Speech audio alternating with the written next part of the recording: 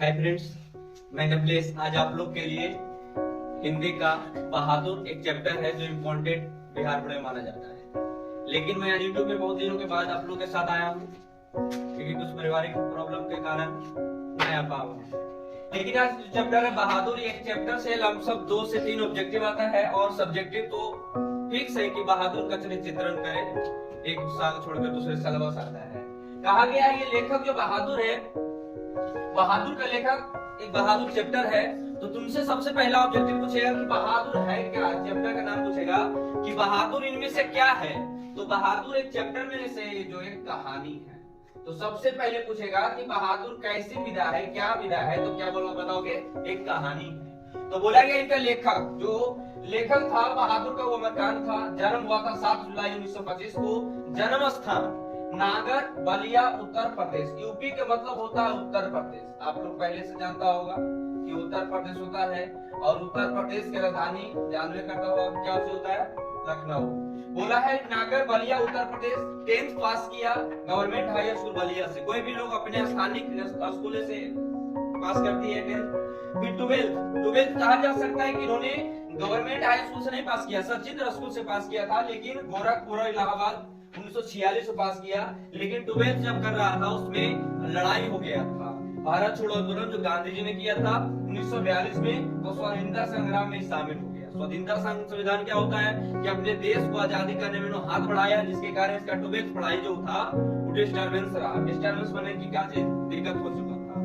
उसके बाद बोला गया है कि 1942 में जाकर उन्होंने स्वतंत्रता संग्राम में शामिल हुआ, जिसके कारण मैट्रिक इंटर में कहा जा सकता है प्रॉब्लम हुआ, मैंने पास नहीं हो पाया। तब जाकर 1946 में क्या हुआ, पास कर गया। और बोला नौकरी, मैंने उससे पहले बीए में पास किया 1948 में, बैचलर ऑफ आर्ट्स से किया था 1948 में। उसके बाद दैनिक नौकरी लग गया, दैनिक पत्रिका। पहले चलता था न्यूज़पेपर पत्रिका अर्थात पेपर चलता था, उन्होंने में इसमें कौन नौकरी भी लग गया दैनिक पत्रिका में। फिर इन्होंने अच्छे जब उपन्यास लिखा तो इसको मिल गया क्या चीज, साहित्य अकादमी पुरस्कार।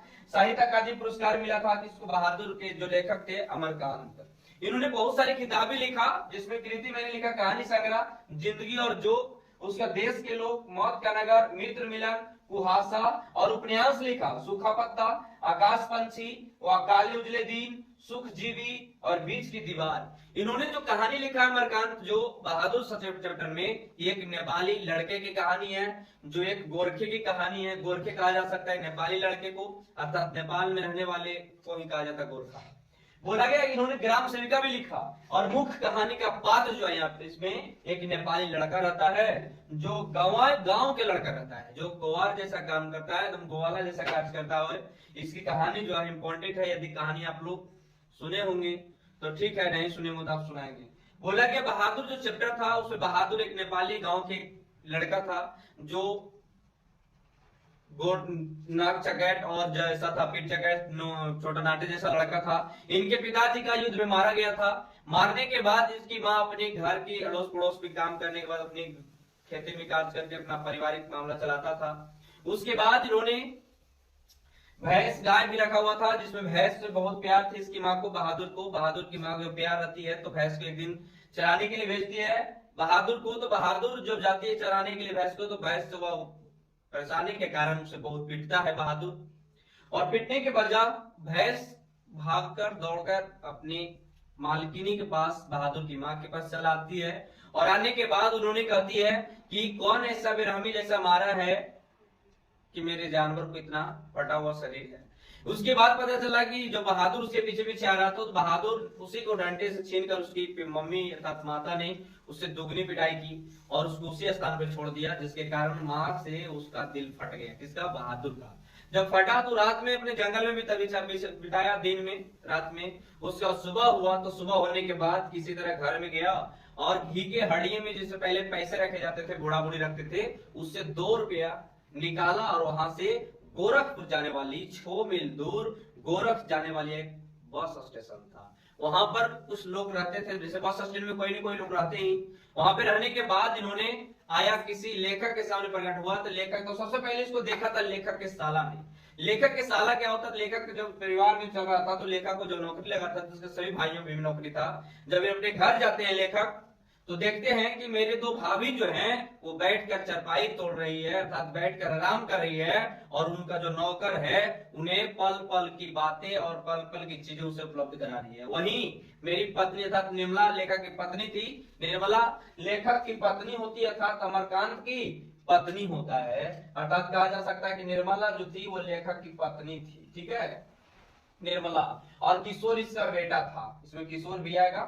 ठीक है, बोला गया है निर्मला उसकी पत्नी रहती है जिन्होंने दिन रात खटती है, और उसी के साथ उसका जो दो भाई का पत्नी होता है वो चरपाई तोड़ती है, क्योंकि उसके पास नौकर और नौकरानी थी।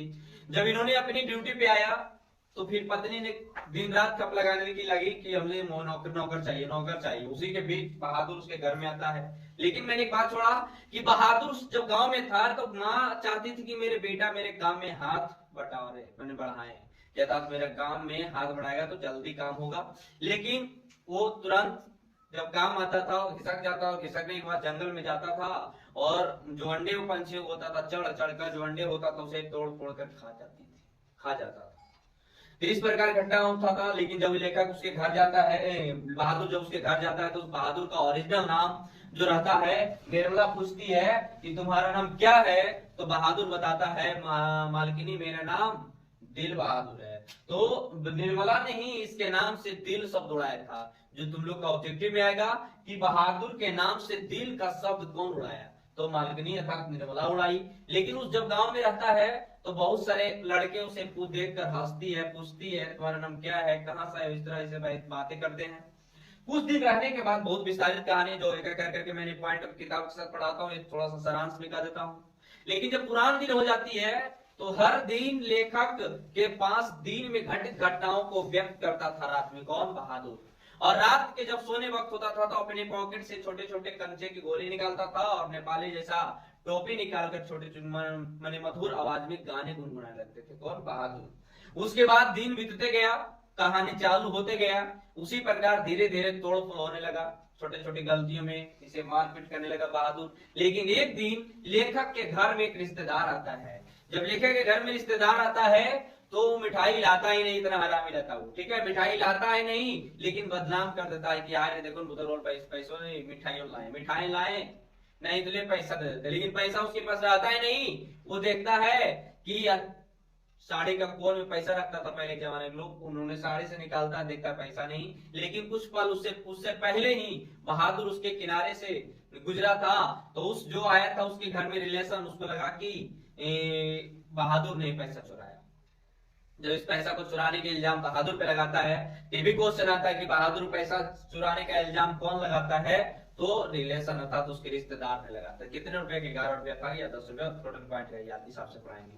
बोला गया उसके बाद बहादुर के नजर गिर जाता है। उसके बाद थोड़ी थोड़ी गलतियों में किशोर लेखक का बेटा रहता है, उन्होंने साइकिल साफ करने के लिए मैंने गलत गलत हिदायतें इसे देने लगा, और लेखक की पत्नी निर्मला भी उस बहादुर से उब गया था। उन्होंने पहले खाना खुद बनाकर खिलाती थी बहादुर को, अब कहता है कि एक नौकर अपना भोजन खुद बनाएगा और खुद खाएगा मेरे से अनाज लेकर। उसी प्रकार दिन बीतता जाता था, छोटे छोटे बातों में किशोर पीटने लगा था। लेकिन किशोर जब पीटता था तो हंसता भी था।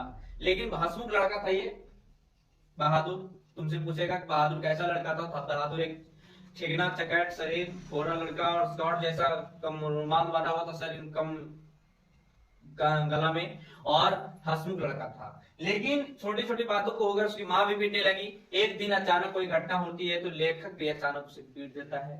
पीटने के बजाय बहादुर सोचता है कि अब इस घर में मेरा कोई जगह नहीं है, अब चलते हैं अपना घर। फिर उसी दिन कुछ नहीं लेता है, और नहीं लेने के बजाय वो अपने घर चले जाते हैं, और चले जाने के बाद लेखक के घर तितर बितर हो जाता है। उसके बाद लेखक की पत्नी किशोर और लेखक पछताता है कि ऐसा नौकर कभी मिलेगा नहीं। वो गया, एक भी रुपया नहीं ले गया, अपना कपड़ा तक ही नहीं ले गया।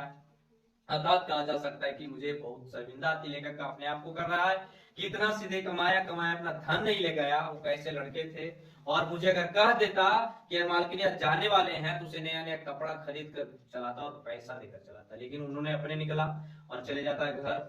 इस प्रकार एक एक पॉइंट मैंने किताब से पढ़ा, सारांश था जो आप लोग को थोड़ा थोड़ा दिमाग में याद रहे कि मैंने पहले कहा चलते हैं, किताब के माध्यम से मिलेंगे। जब तक बाय बाय, टाटा। यदि वीडियो अच्छा लगा हो तो अपने दोस्तों के साथ शेयर करें, लाइक कमेंट सब्सक्राइब।